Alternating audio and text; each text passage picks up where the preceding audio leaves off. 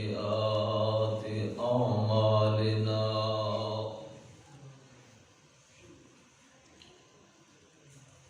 من يهده الله فلا مضل له ومن يضلل فلا هادي له ونشهد أن لا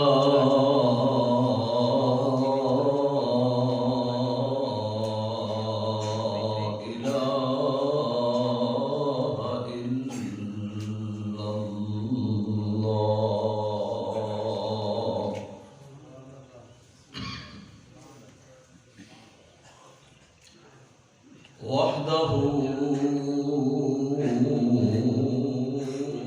لا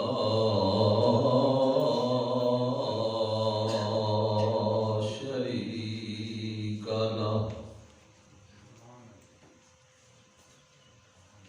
ونشهد أن سيدنا ومرشدنا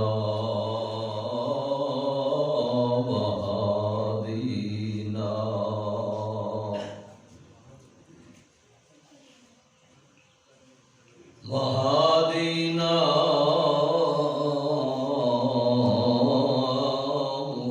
محمدا عبده ونبيه ورسوله أما بعد فأعوذ بالله من الشيطان الرجيم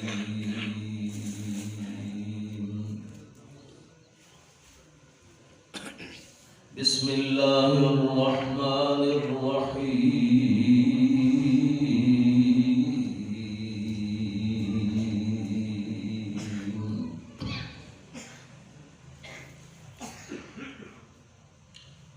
واللاتي تخافون نشوزهن فعظوهن واهجروهن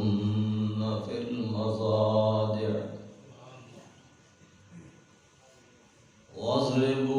واضربوهن فإن أطعن لكم فلا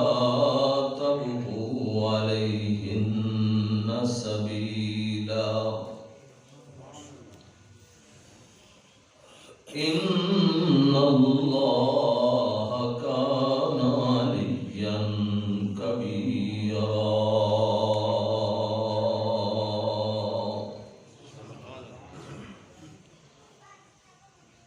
وإن خفتم شقاق بينهما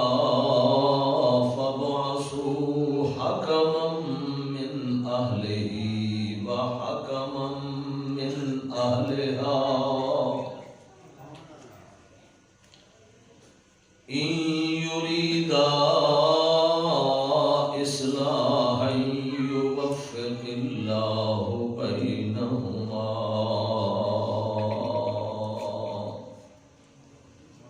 إن الله كان عليما خبيرا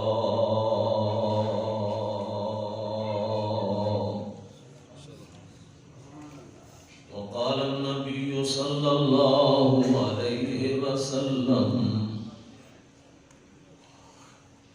خياركم خياركم لأهله وأنا خيركم لأهلي سبحان ربك رب العزة عما يصفون وسلام على المرسلين والحمد لله رب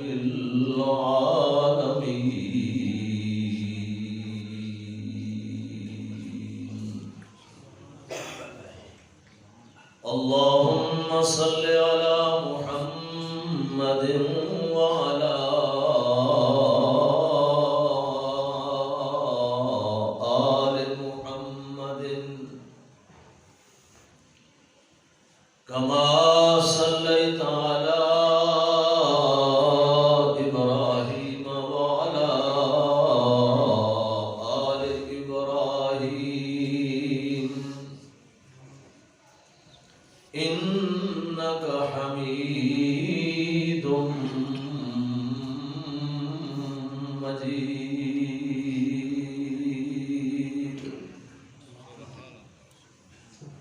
اللهم بارك على محمد وعلى آل محمد كما باركت على إبراهيم وعلى آل إبراهيم إنك حميد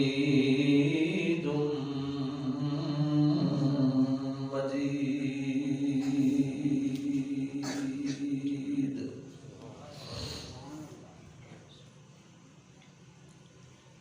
انتہائی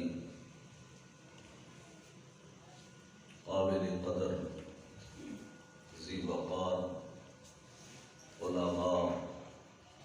فضلاء، حفاظ اور دیگر موحد ساتھیوں، السلام علیکم ورحمۃ اللہ وبرکاتہ۔ وعلیکم السلام۔ آج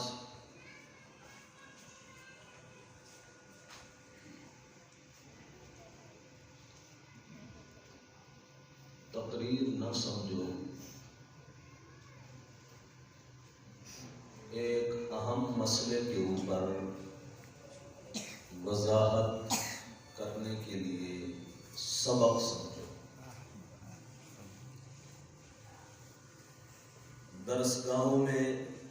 مدارس میں تو یہ مسائل اپنے بچوں کو، طالب علموں کو پڑھاتے رہتے ہیں، لیکن چونکہ ہمارا معاشرہ انتہائی بگڑ چکا ہے، کئی خواصیں اس معاشرے کے اندر پیدا ہو چکی ہیں، چونکہ ہماری جماعت کا مشن اور ماٹو نام سے ظاہر ہے اشاعت التوحید والسنہ، اللہ کی توحید کو عام کرنا اور پیارے رسول صلی اللہ علیہ وسلم کے بتلائے ہوئے فرامین کے ذریعے ماحول کی اصلاح بھی کرنا۔ اکثر ہمارے جماعتی علماء شرک کی تردید میں اور توحید کی وضاحت میں بیان کرتے ہیں اور آپ سنتے ہیں۔ اکثر بیانات اسی مسئلے پہ ہوتے ہیں، اور اس کی بھی ایک خاص وجہ ہے کہ جس کی ضرورت زیادہ ہو اس کا بیان بھی زیادہ ہونا چاہیے۔ عقیدہ توحید کی ضرورت سب سے زیادہ ہے اسی طرح کے نہیں؟ 1.25 لاکھ کم و بیش انبیاء علیہ السلام کی آمد کا مقصد صرف اور صرف اللہ کی توحید، اللہ کی توحید کو بیان کرنا۔ اور یہ میں اپنی طرف سے نہیں کہہ رہا، قرآن نے بتلایا 17ویں پارے میں سورۃ انبیاء میں، وَمَا أَرْسَلْنَا مِن قَبْلِكَ مِن رَّسُولٍ إِلَّا نُوحِي إِلَيْهِ أَنَّهُ لَا إِلَٰهَ إِلَّا أَنَا فَاعْبُدُونِ۔ میرے نبی، آپ سے پہلے بھی جتنے انبیاء ہم نے بھیجے، جتنے رسول بھیجے، سب کی طرف مشترکہ ایک ہی مسئلہ بنیادی جو ذمہ لگایا گیا، باقی مسائل سارے بعد میں، ثانوی درجے میں، دوسرے درجے میں، پہلے نمبر پہ جس مسئلے کو اجاگر کرنے کے لیے، لوگوں کے ذہنوں کو درست سمت پہ ڈالنے کے لیے ہم نے ان کے ذمے یہ خدمت خدمت لگائی وہ اپنے ذات کی توحید کو بیان کرنے کا مسئلہ، کیونکہ دل میں مسئلہ توحید آئے گا ہماری نماز قیمتی بنتی جائے گی، مسئلہ توحید دل میں ہوگا روزہ قیمتی بنتا جائے گا، مسئلہ توحید دل میں ہوگا تسبیحات پڑھیں گے وہ قیمتی بنتی جائیں گی، دل کے اندر مسئلہ توحید ہوگا زکوٰۃ دیں گے، عشر دیں گے، نفلی صدقات و خیرات دیں گے، مسجد کی خدمت کریں گے، مدارس کی خدمت کریں گے، غرباء، یتیم، مسکین، بیوہ عورتیں، محلے اور اپنی برادری خاندان کے غریبوں کا تعاون کریں گے، سب قیمتی بنتا جائے گا۔ اسی حلال مال سے حج کریں گے، وہ حج ہمارے گناہوں کی معافی کا ذریعہ بن جائے گا۔ یوں عقیدے میں توحید کا مسئلہ اگر جمع ہوا ہے دل میں، جو عبادت چھوٹی یا بڑی کریں گے اللہ کے ہاں قیمتی بنتی جائے گی، لیکن اگر دل میں شرک ہے توحید نہیں ہے تو پھر شرک کے ہوتے ہوئے نماز پڑھتے ہیں، نماز ہمارے منہ پہ مار دی جاتی ہے، زکوٰۃ دیتے ہیں، زکوٰۃ ہمارے منہ پہ مار دی جاتی ہے، ہم صدقہ خیرات یا اعتکاف اللہ کے گھر میں 10 دن بیٹھتے ہیں رمضان میں، وہ اعتکاف ایک گندی پھٹی ہوئی چٹائی کی طرح سمجھو لپیٹ کے اس بندے کے منہ پہ مار دیا جاتا ہے۔ جو عبادت بھی وہ کرتا ہے اللہ کہتے ہیں ابتدائی طور پر اصل اصول ہے ایمان عقیدہ توحید، اگر وہ ہے چھوٹی نیکی بھی تیری نجات کا ذریعہ بن سکتی ہے، اور اگر یہ مسئلہ دل کے اندر نہیں ہے تو پھر ابو جہل کی طرح ہر سال میں قربانی میں 100 اونٹ بھی اگر قربانی کا ذبح کرے گا سب کچھ بیکار اور سیدھا جہنم میں ڈالے گا۔ کیونکہ یہ مسئلہ بڑا اہم ہے، اس لیے ہمارے جماعتی علماء اشاعت التوحید و سنہ کے اکابرین علماء فضلاء اکثر اس مسئلے کی اہمیت کی وجہ سے اس کا بیان کرتے ہیں، لیکن چونکہ یہ مسئلہ جب انسان سمجھ لیتا ہے توجہ کرنا، تو اب شیطان کہتا ہے یہ تو میرے ہاتھوں نکل گیا،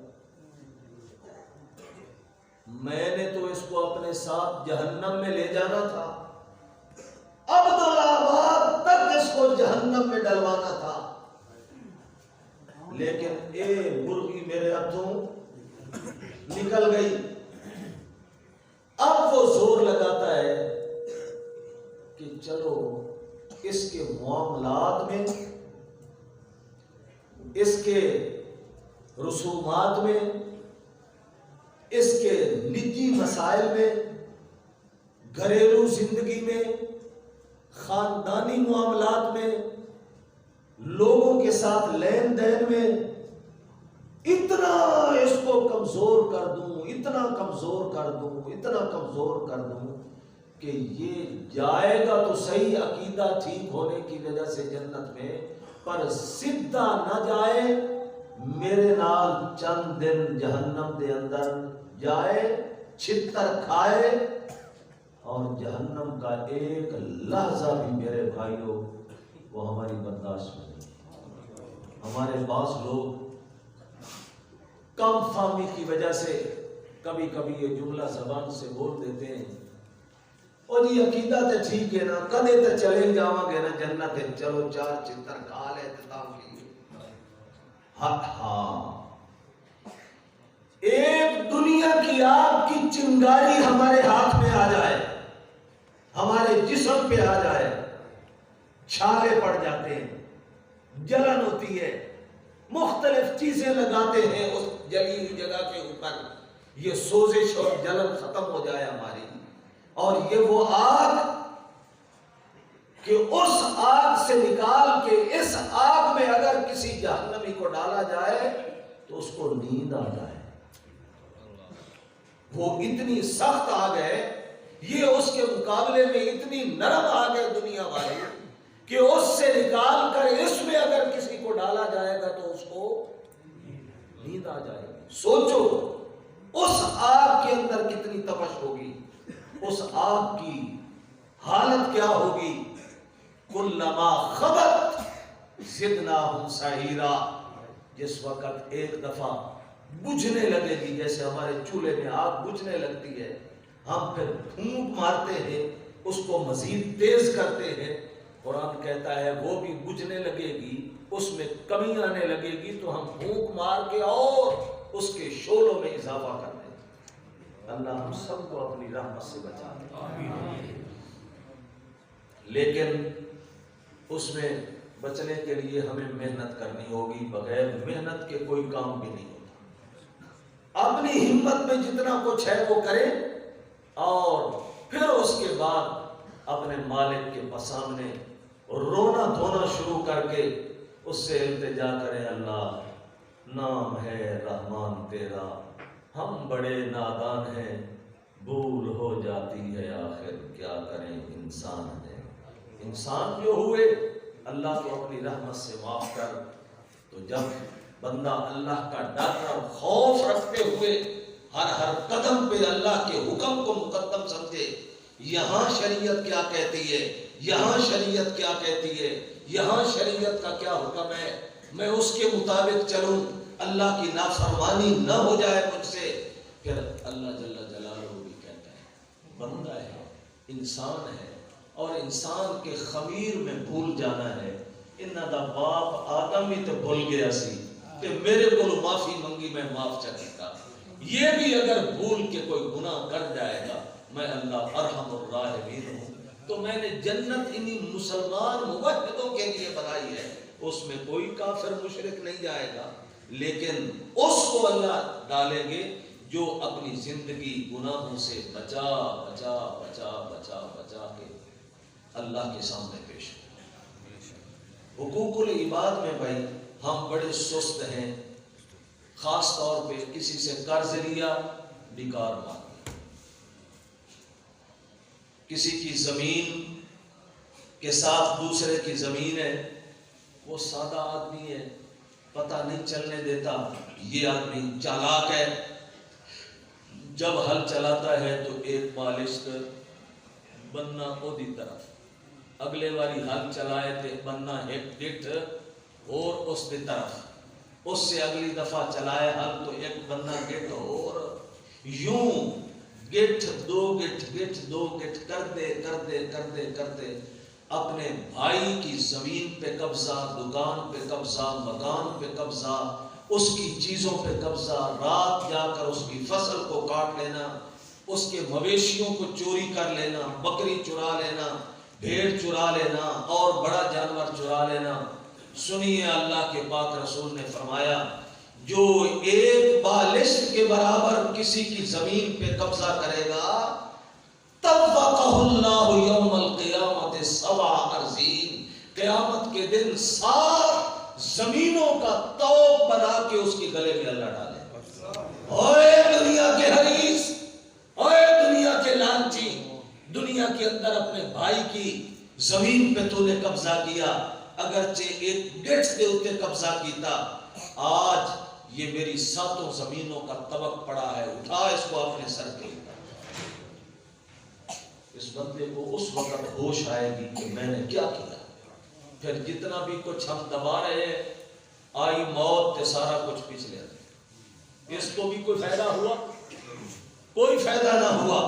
میرے بھائیوں، اپنے بھائیوں کا حق ایسا مسئلہ ہے کہ نماز نہیں پڑھی، معافی اگر اللہ چاہیں گے تو کر دیں گے، روزہ نہیں رکھا معافی ہو جائے گی، اگر حج نہیں کی معافی ہو سکتی ہے، اللہ کی مرضی سے ہوگی، چاہیں گے اللہ عذاب دیں گے، سزا دیں گے ان گناہوں پر، نہیں چاہیں گے اپنی رحمت سے معاف کرنا چاہیں گے، اس کو پوچھنے والا کوئی نہیں ہے۔ لیکن حقوق العباد کا مسئلہ، بندے کے حقوق کا مسئلہ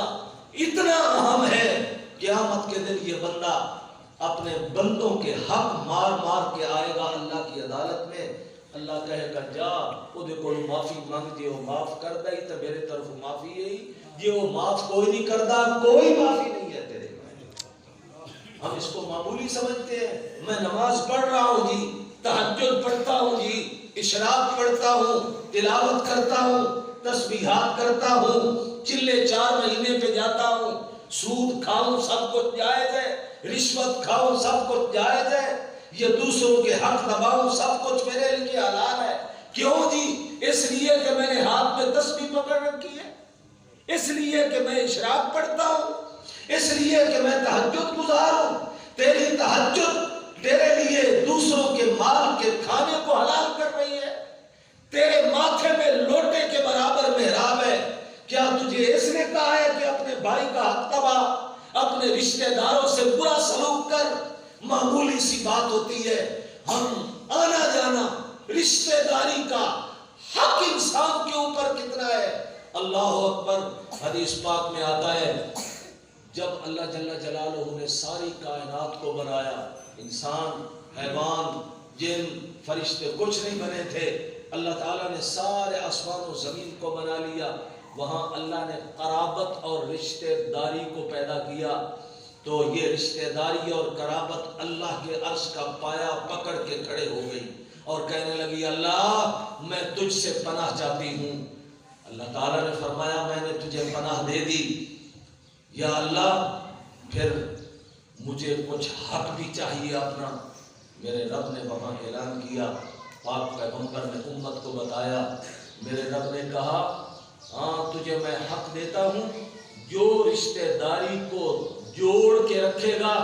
میں اس کو اپنی رحمت سے جوڑ کے رکھوں گا، اور جو رشتہ داروں سے توڑ کے رکھے گا، معمولی بات ہوئی اس نے جی فلاں موقع پر مجھے یوں کہا تھا،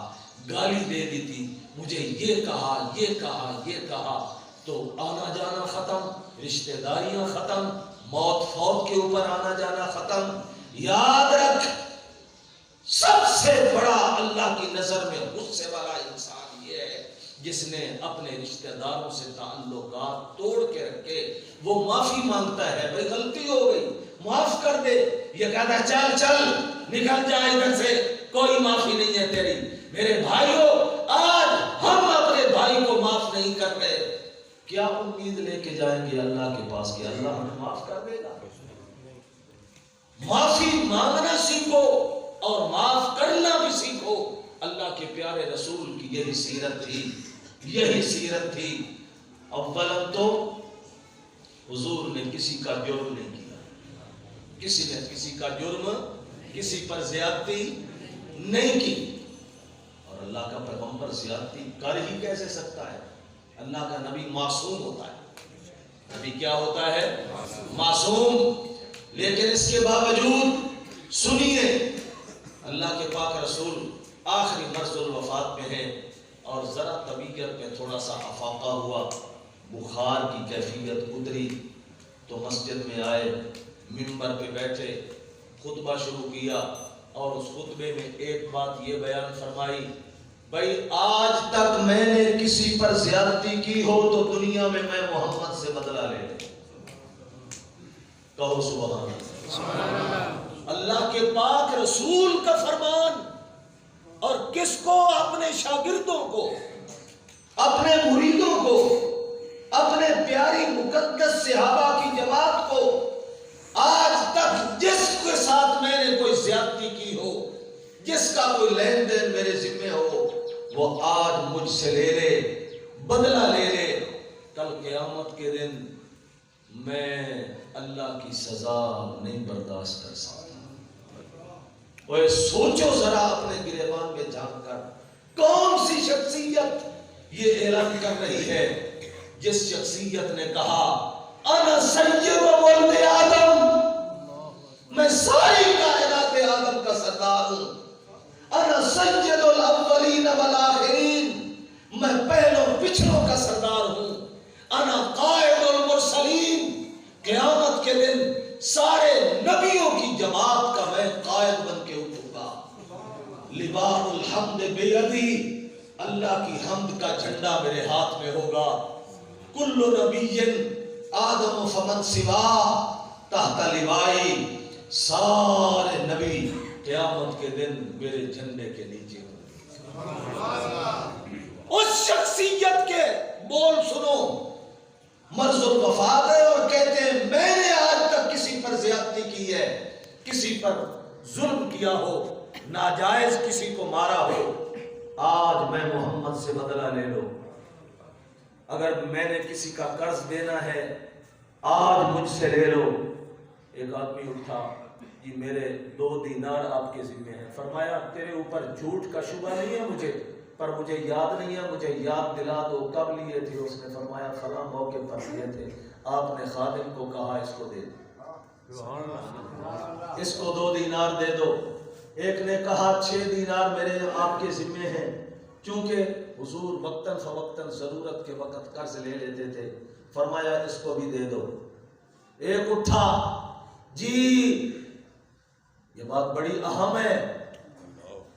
ایک آدمی اٹھا اور کہنے لگا جی آپ نے مجھے ایک کوڑا مارا تھا، ایک لاٹھی ماری تھی،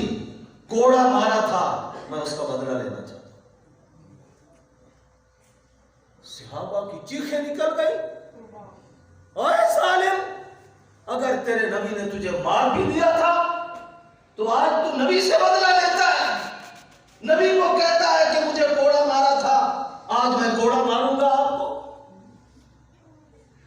بیٹھ جاؤ۔ وہ کہتا کیوں بیٹھوں، کیوں بیٹھوں، میں بدلہ لوں گا۔ اللہ کے پاک رسول نے خود اعلان کیا ہے، میں نے کسی پر زیادتی کی ہو تو بدلہ لے لو، میں بدلہ لوں گا۔ حضور صلی اللہ علیہ وسلم مسکرا کے کہتے ہیں آؤ بھائی، میں نے تو اعلان اسی لیے کیا ہے، رسمی اعلان نہیں کیا، حقیقت کے اندر محمد اعلان کر رہا ہے، حقیقت میں اعلان کر رہا ہوں، آؤ بدلہ لے لو دنیا میں۔ وہ آیا لاٹھی اپنے ہاتھ میں پکڑی ہے، پھر کہنے لگا جی جس وقت آپ نے مجھے کوڑا مارا تھا تو میرا جسم ننگا تھا، کپڑا نہیں تھا، آپ کے جسم کے اوپر قمیض ہے،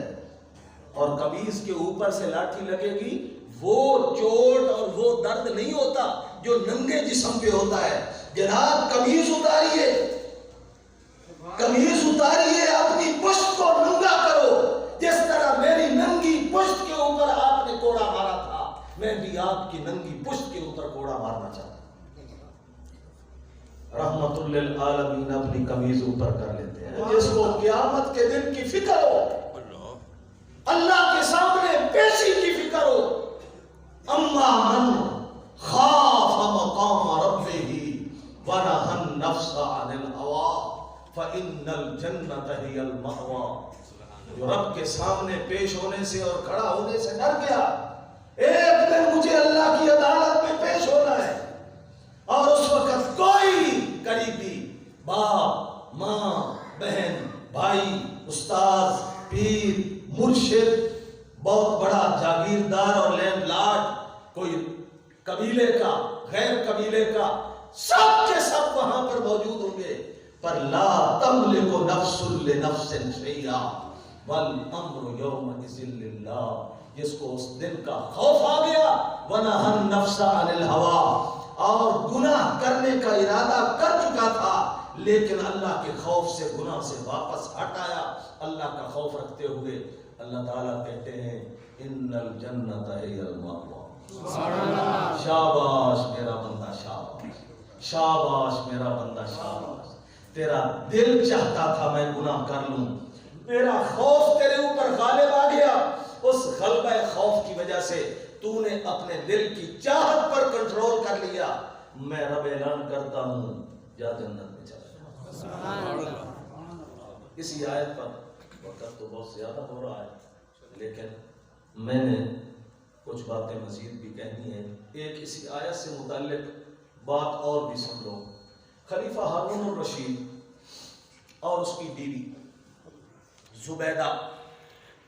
آپس میں کسی بات پہ مناظرہ کر رہے تھے۔ ہارون الرشید بھی عالم تھا